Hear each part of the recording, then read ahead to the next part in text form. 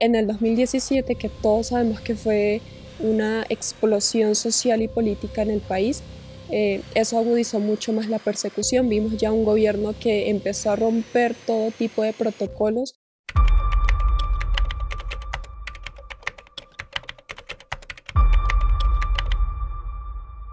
Una de las cosas más impactantes que ha dejado la llegada del gobierno chavista madurista a Venezuela ha sido la migración. Una migración que se ha visto representada por la población joven, que tanto dentro como fuera del país sigue fomentando ese cambio político que tanto anhela Venezuela. Hoy en profundidad vamos a conversar con María José Villasmil, una joven de 26 años que emigró a sus 20, pero que sigue formando parte de esa lucha eh, y Defensoría de Derechos Humanos de Venezuela. María José, bienvenida. Muchísimas gracias, Génesis, y a todo el equipo de En Profundidad por la invitación. Creo que estos espacios son muy importantes para generar ese debate, ese pensamiento crítico, esa participación ciudadana que, aunque se ha perdido un poco dentro de Venezuela, a nivel internacional, los que nos ha tocado por diferentes razones políticas, económicas, sociales, salir, seguimos fomentando para que los que están allá no sientan que es una lucha en la que están solos, en la que no tienen una representación exterior que puedan decir, bueno, aquí estamos nosotros sí podemos alzar la voz y aunque existe un miedo general porque no sabemos cómo puede actuar el régimen, nosotros tenemos la capacidad de llegar mucho más allá y eso creo que es lo que estamos haciendo los jóvenes o la mayoría de los que emigramos por diferentes circunstancias. Emigraste a los 20 años. ¿Cómo fue para ti siendo tan joven salir de Venezuela?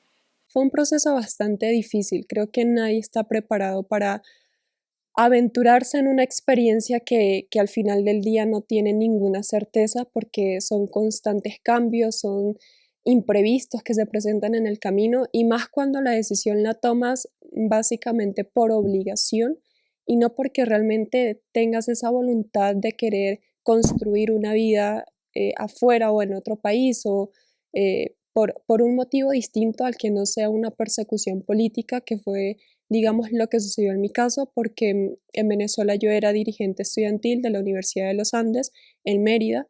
Yo estudiaba la carrera de Derecho y digamos que desde muy joven, desde los 16 años, me involucré mucho en el tema político y de alguna forma me empecé a visibilizar, a llevar una lucha constante por el cambio político del país.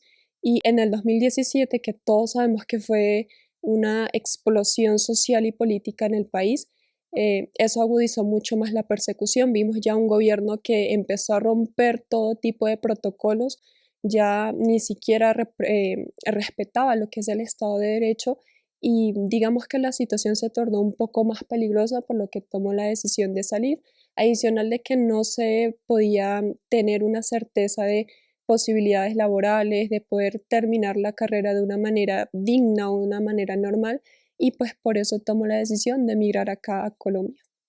¿Cómo fue para ti vivir ese escenario del 2017 con protestas, con muerte, con persecución?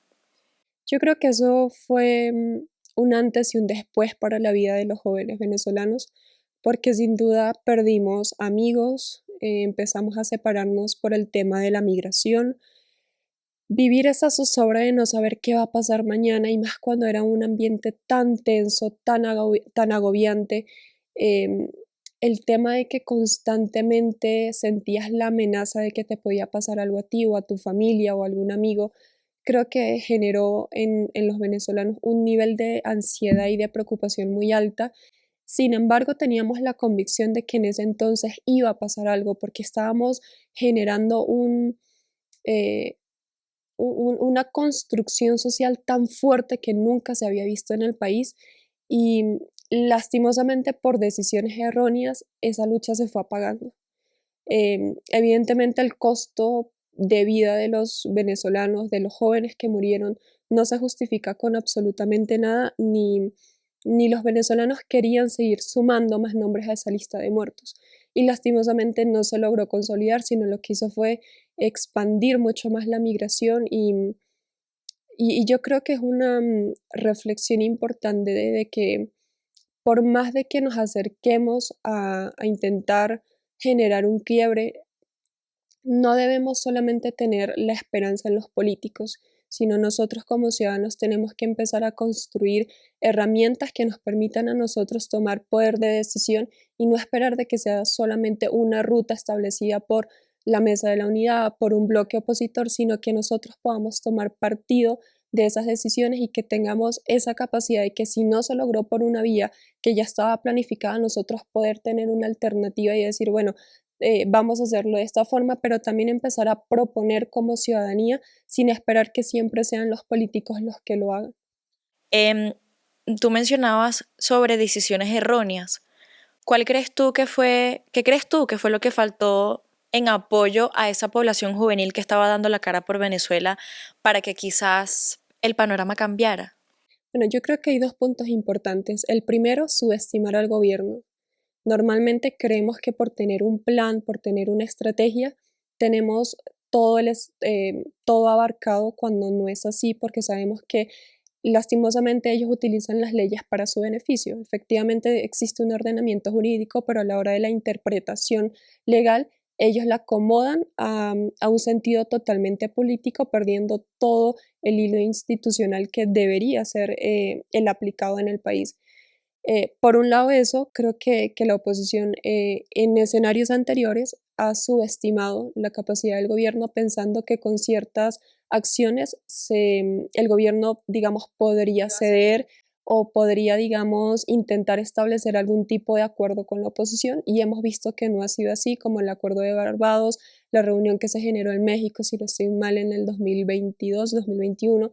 Entonces, tenemos que tener la capacidad de tener una visión amplia y no quedarnos solamente con una o dos alternativas. En estos casos tenemos que tener plan A, B, C, D y los que sean necesarios para poder, digamos, atender lo que está sucediendo en el país, porque no nos estamos enfrentando a una dictadura natural, sino es esto básicamente es un régimen criminal que tiene bandas organizadas a su favor para poder sembrar miedo, violencia y desmotivar a la sociedad. Entonces, siempre pongo el ejemplo de cuando secuestran a alguien, los secuestradores tienen todo el poder y tú tienes que ir tratando de mediar o buscar alternativas que los permitan llegar a un acuerdo. Pasa exactamente lo mismo con ellos. Ellos no son políticos, no son personas racionales, no son personas que busquen el bien común. Es todo lo contrario, el beneficio siempre es para ellos. ¿Tú realmente consideras que la lucha desde la población juvenil, desde los estudiantes, está completamente huérfana por parte de los líderes políticos? Actualmente sí, hay un vacío en esa lucha juvenil. De hecho, una de las cosas que me preocupa es no ver representación joven en el movimiento que se ha venido construyendo desde las primarias hasta este momento. Normalmente siempre vemos caras de personajes políticos de trayectoria Tradicionales. muy larga, Ujú. de personas que obviamente se desenvuelven bien en el ámbito político, pero que no representan a la población joven. Y eso es importante porque para poder avanzar en este proceso o en lo que se quiere que es una transición democrática, debe haber representación de todos los sectores de la sociedad y los jóvenes son muy importantes porque son los que han sido o han estado en el pie de lucha de todo este proceso en situaciones anteriores y en esta también. Si vemos las detenciones que se han generado desde el 28 de julio hasta el momento, el porcentaje de un 80% son inclusive niños. Entonces, un niño que hoy esté detenido, cuando salga va a decir me dejaron solo o no tuve el acompañamiento o qué pasó con esos líderes. Y eso es importante tenerlo presente porque son los que el día de mañana van a decidir, son los que el día de mañana van a construir la política del futuro, son los que van a decir, eh, este bloque de la unidad no me apoyó o este sí me apoyó. Y eso es importante y no solamente por un tema de decisión política, sino es que son seres humanos que necesitan tener apoyo en un proceso tan difícil porque sabemos que hay tortura, sabemos que el nivel de violencia y de represión que se viven en las cárceles de Venezuela es, creo que no tenemos la capacidad de dimensionar lo que viven las personas que están detenidas. Entonces, tanto los que están allá como los que estamos afuera, creo que hemos hecho un trabajo increíble y eso se ha notado porque de alguna forma hemos avanzado en esa construcción de cambio, de alguna manera hemos levantado la voz cada vez que ha sido necesario, pero hoy en Venezuela sí falta esa representación juvenil. Entiendo que también es por la persecución, por el miedo. Estamos frente a una estructura criminal y no todo el mundo se va a exponer o no todo el mundo va a querer arriesgar su vida por eso, pero sí se necesita tener esa representación porque al final del día son los que van a construir el país el día del día de mañana. Tanto tú como yo y como muchos jóvenes que pertenecemos a esta generación completa de lo que ha sido el gobierno venezolano, pues en el poder del chavismo, el madurismo, y nosotros no conocemos otro sistema político que el que ya hay. ¿Qué consideras tú que te ha quitado el gobierno y el chavismo? Yo creo que este gobierno a toda esta generación nos ha quitado la libertad y el poder de decisión.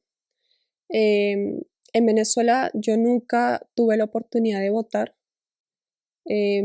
Básicamente cuando cumplí 18 años, eh, estábamos en un proceso en el que no había la oportunidad de elegir bajo la pluralidad de partidos, sino siempre bajo la posición de los candidatos que ellos han Imponen. querido o han impuesto durante estos 25 años. Pero yo creo que nos han quitado la libertad y el poder de decisión, pero también han sembrado una generación con ansias de cambio y con esa capacidad de involucrarse en la política fácilmente. Creo que desde que uno nació, escuchó el tema de Chávez, de el golpe petrolero, de la expropiación y todo ese tipo de temas que de alguna forma se fueron, digamos, involucrando en la vida de uno, te hacen cuestionarte el mundo de la política y decir, bueno, pero ¿por qué desde que yo nací, desde que yo estoy pequeña, he visto marchas, he visto represión, cadenas nacional de 2, 3 horas? ¿Por qué no podemos cambiar esto? O sea, ¿por qué no podemos escuchar algo distinto? Y creo que eso fue lo que llevó a la generación de nosotros a cuestionarse y a replantear y empezar a tomar decisiones. Yo me acuerdo que el 2017 básicamente fue un movimiento estudiantil lo que se generó en las calles. Yo estuve en la Asamblea Nacional en el 2017, antes de que comenzaran las protestas, por un proyecto que unió a varias universidades del país para reformular la ley de universidades que en ese entonces, bueno, que todavía está en este momento, pero que prácticamente no tiene ningún tipo de validez. No se ha hecho el proceso de cambiar autoridades, las universidades prácticamente no tienen autonomía, aunque así lo establece la ley, pero básicamente dependen de todos los recursos que el Estado le dé. Y efectivamente sabemos que el gobierno y las universidades no se la llevan bien porque la universidad es un espacio de pluralidad, de pensamiento crítico, de cuestionar, de ir siempre al frente de esas luchas contra un sistema represivo como ha sido el gobierno y efectivamente no le conviene que la juventud esté en la calle porque saben que son los primeros que lo van a retar. Claro, y al darse cuenta, pues que uno de sus principales detractores son los estudiantes, pues buscan las universidades como una forma de coaccionar o de presionar. ¿Y cómo ves tú el hecho de que, bueno, hoy hay muchas universidades cuyos rectores o directores tienen alguna conexión con el gobierno de Venezuela? Y eso termina afectando hasta la educación que pueden recibir los jóvenes en el país. Sí, en Venezuela hay que hacer una reestructuración en todo sentido. Tiene que empezarse a aplicar la meritocracia y quien esté en un cargo público o en un cargo de carácter autónomo, como en los casos de las universidades, tiene que estar en ese cargo realmente por mérito, por experiencia, por formación, por preparación. No puede haber en un país democrático un vínculo directo con el gobierno, porque es que entonces las decisiones que tomes van a estar limitadas a lo que el gobierno de turno quiere. Y tenemos que entender que los gobiernos tienen que cumplir un periodo y terminarlo para darle paso a otro y poder construir diferentes alternativas. ¿Qué pasa hoy en Venezuela con la decisión del Tribunal Supremo de Justicia? La fiscal es íntima amiga de Nicolás Maduro y de Cilia Flores. Entonces, ¿cómo vamos a querer una decisión imparcial cuando hay un vínculo de amistad o un vínculo más profundo entre un poder y otro. Y eso se prolonga en todas las instituciones. En todas, es que en Venezuela no existe la separación de poderes, en Venezuela no hay autonomía de tribunales, básicamente todos los fiscales tienen que cumplir una orden que viene de Caracas. Se supone que Venezuela es un país descentralizado donde cada estado tiene la potestad de decidir, pero sabemos que eso no ocurre. Si es un gobernador del oficialismo, no toma una decisión si no tiene autorización del gobierno. Entonces, no podemos esperar que esto cambie si nosotros como ciudadanos no vemos la necesidad de exigir una hoja de vida impecable, un currículo que realmente sea enriquecedor, que uno vea que la persona realmente tiene los conocimientos para ocupar un cargo. Y mucho más en la universidad, porque es que la universidad es la puerta de ese pensamiento crítico, y si no fomentamos ahí esa formación, esa capacidad de instrucción a nivel personal, es muy difícil que podamos avanzar como país. ¿Hasta dónde crees tú que afecta, digamos, esta injerencia del chavismo en todas las instituciones del país a la descomposición social que vive Venezuela actualmente? La descomposición social de Venezuela está a un nivel crítico. Siempre he creído que en Venezuela, inclusive antes del 98, ha faltado cultura política. Y vemos cómo hoy sucede que hay personas todavía en Venezuela que no les interesa lo que está pasando en el contexto social y político, porque asumen que como ellos no tienen poder de decisión, digamos, entre comillas, porque si todos vamos a votar, tú estás participando activamente y estás siendo parte como actor fundamental de ese cambio. Creo que la gente todavía no ha dimensionado el poder del voto, ¿no? No, no, efectivamente no. No entendemos que es una herramienta para cambiar el rumbo del país. O sea, la soberanía recae en el poder de decisión del pueblo. Es decir, que somos nosotros los que podemos cambiar o no el rumbo del país, los que ponemos o no a alguien en un cargo público. Pero si no entendemos eso, va a ser muy difícil que podamos construir una sociedad democrática. Y eso es preocupante porque, como te comentaba, hay muchas personas que hoy asumen que esto que está pasando no les afecta dentro de su esfera personal, porque digamos que tienen un trabajo, que prefieren vivir el día a día tratando de subsistir, cuando tenemos que entender de que si no aportamos todos, no vamos a salir de esta situación. No es algo que sea solamente Edmundo González, de María Corina, de X persona que está en el mundo político, es una cuestión que nos involucra a todos. Pero ¿cómo se cambia esa retórica o esa narrativa que tienen los venezolanos cuando el 28 de julio la gran parte del país salió a votar, pero no, digamos, su voto no fue válido?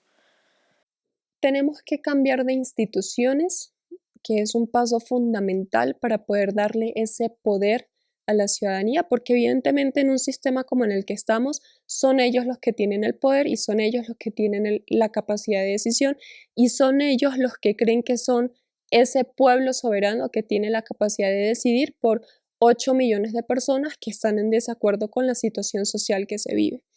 Cambiando las instituciones, la gente va a empezar a confiar un poco más, pero sí hay que cambiar ese chip desde una edad temprana. O sea, en los colegios tiene que haber formación cívica y formación política.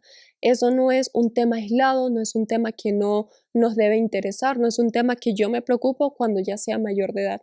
No, tenemos que tener la capacidad de discernir entre qué es un proyecto bueno y qué es un proyecto malo. Las narrativas de los gobiernos se construyen es de cómo esa estrategia o cómo ese plan de gobierno yo lo voy a llevar a la realidad.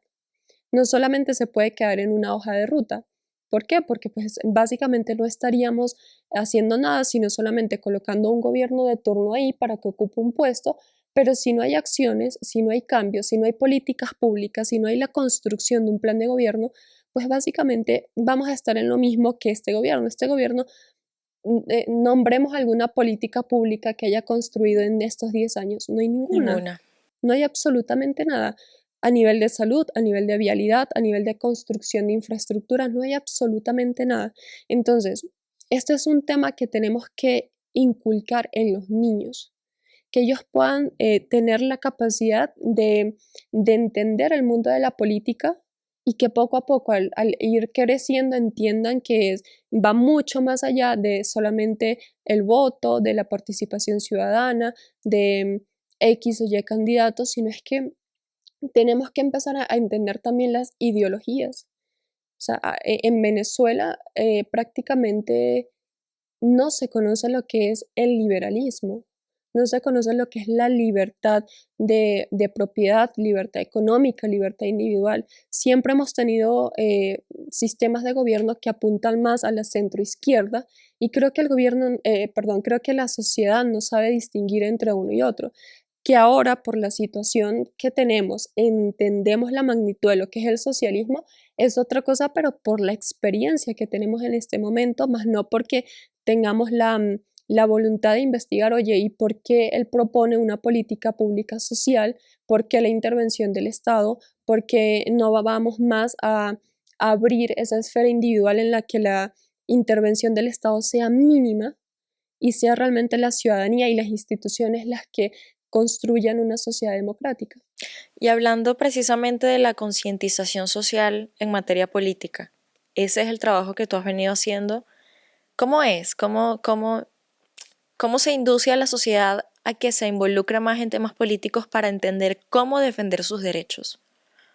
Yo creo que en este punto Venezuela lo entendió por la situación y porque el Estado le ha quitado todo. Cuando a la persona le quitan o le violan la dignidad, te quitan la propiedad, te quitan el derecho a estudiar, entiendes que tienes que involucrarte en la política y eso es lo que he visto en estos últimos años en el decir, tenemos que hacer algo, tenemos que cambiar esta ruta de país, esto no puede seguir ocurriendo. Ahí ya empiezas a ver un interés de la sociedad y creo que esto de alguna forma va a ser muy beneficioso para el futuro del país, porque el venezolano va a estar mucho más atento en que el gobierno que esté realmente se limite a lo que está en la Constitución y que cuando vea algún tipo de intención de querer cambiar la ley, de querer tomar una decisión política y no una decisión que esté bajo los lineamientos de la Constitución, creo que ahí van a decir un momento. Aquí hay que cambiar la situación, hay que tomar una decisión, podemos ir a otro tipo de mecanismo de participación ciudadana para tratar de cambiar el escenario. Entonces, sí he visto en los últimos años que la población venezolana se ha interesado más, aunque también, como ya lo mencioné, hay un porcentaje que no lo quiere hacer, pero es por la misma decepción que se trae de sentir que te han defraudado, que te han engañado, que muchas veces se escucha la frase de la política no sirve para nada. Y eso es totalmente falso porque la política es la ciencia que te ayuda a construir sociedad a través de herramientas políticas, sociales, inclusive de la misma ley. Entonces, no es la política, son las personas que llegan ahí y lastimosamente utilizan ese medio para su beneficio personal. Yo creo que el tema de la defensa de los derechos humanos es una tarea muy dura y más en un escenario como el de Venezuela, mucho más cuando tú entiendes que no son solamente números, sino que son personas que están ahí, que tienen una familia y que no solamente sufre el que está detenido, sino que sufre todo su entorno y eso también ha hecho que la población se interese. Cuando tú ves que el otro está sufriendo y tú dices, bueno, yo puedo al menos hacer algo y es alzar la voz, es replicar una noticia, es decir, oye, a esta persona la están sentenciando sin ningún tipo de justificación y tú empiezas a querer contribuir, ayudar porque eres amigo de la familia, porque conoces a la persona, porque viste el caso y te impactó. Todo eso ha hecho que la población se vaya involucrando más en el tema tanto de la política como la defensa de los derechos humanos. ¿Cómo es la vida de María José siendo joven, migrante y defensora de derechos humanos? Bueno, es un poco complicado tratar de encajar todos esos aspectos de la vida en una rutina que va muy rápido porque siendo migrante todos sabemos que trabajamos muchas horas al día, que a veces ni siquiera tienes la opción de descansar, pero he tratado de engranar muy bien el aspecto de mis estudios con lo que me gusta, que es el tema político y el tema de la defensa de los derechos humanos. Y creo que este año ha sido realmente movido por todo lo que ha sucedido en Venezuela y eso me ha llevado a un punto de ir un poco más rápido, en Venezuela todos los días pasa algo que tú no sabes a veces ni cómo reaccionar, pero tienes que inmediatamente salir a decir algo, o sea, no puedes dejar pasar por alto lo que sucede en Venezuela y efectivamente menos cuando se trata de derechos humanos, porque básico es denunciar, básico es difundir lo que está sucediendo, el documentar, porque muchas personas dicen, pero ¿para qué si no va a suceder nada? Hoy no, pero tal vez en 5 o 6 años o en 2, 3 meses, no sabemos cuándo, pero sí va a haber la oportunidad para que todos estos delitos que se han cometido puedan ser pagados por las personas que los han cometido. Entonces, efectivamente es una responsabilidad muy grande como joven y mucho más como migrante, pero creo que sí se puede cuando uno tiene la vocación de servicio, de querer ayudar, siempre hay forma de poder compaginar todo y que el día a día se vuelva un poco más fácil.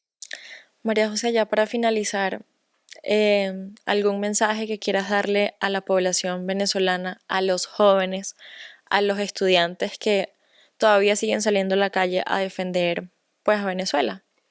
Sí, que en este momento, aunque la situación es bastante difícil o poco fácil de diagnosticar o de tener con claridad lo que pueda llegar a suceder, no podemos abandonar el país, porque si lo hacemos nosotros, que somos los que el día de mañana vamos a tener la oportunidad de reconstruir esa sociedad o esa Venezuela que tanto anhelamos, si nos hacemos a un lado no va a quedar nadie. No podemos exigirle a la generación ya de adultos o de personas mayores que se queden a luchar porque ellos de alguna forma ya lo hicieron.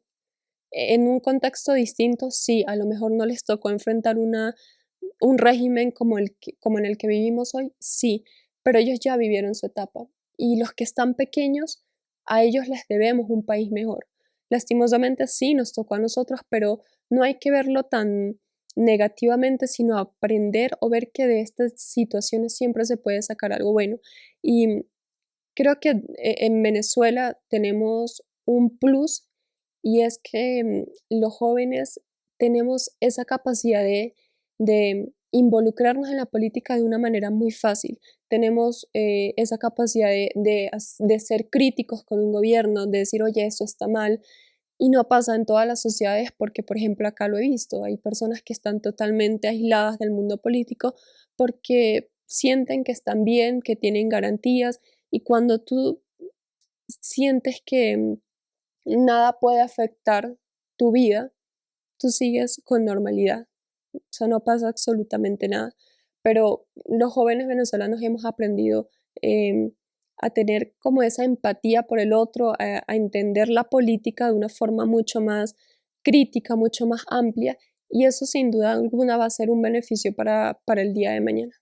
Que creo que es precisamente la situación que vive Venezuela la que nos obligó a las generaciones o a los jóvenes, a entender cómo funciona la política. Sí, es la misma situación la que nos llevó a. O sea, no todo el mundo tiene las mismas experiencias, no todo el mundo tiene situaciones tan críticas como las que hemos vivido nosotros, pero sí se le puede sacar provecho, sí se puede tener la capacidad del día de mañana de decir, vivimos esto y ya no lo vamos a vivir, porque sabemos, porque conocemos, porque tenemos herramientas y sobre todo porque tenemos ya un antecedente tan grande y lastimosamente tan negativo que no creo que los jóvenes vayamos a permitir que esto se vuelva a repetir.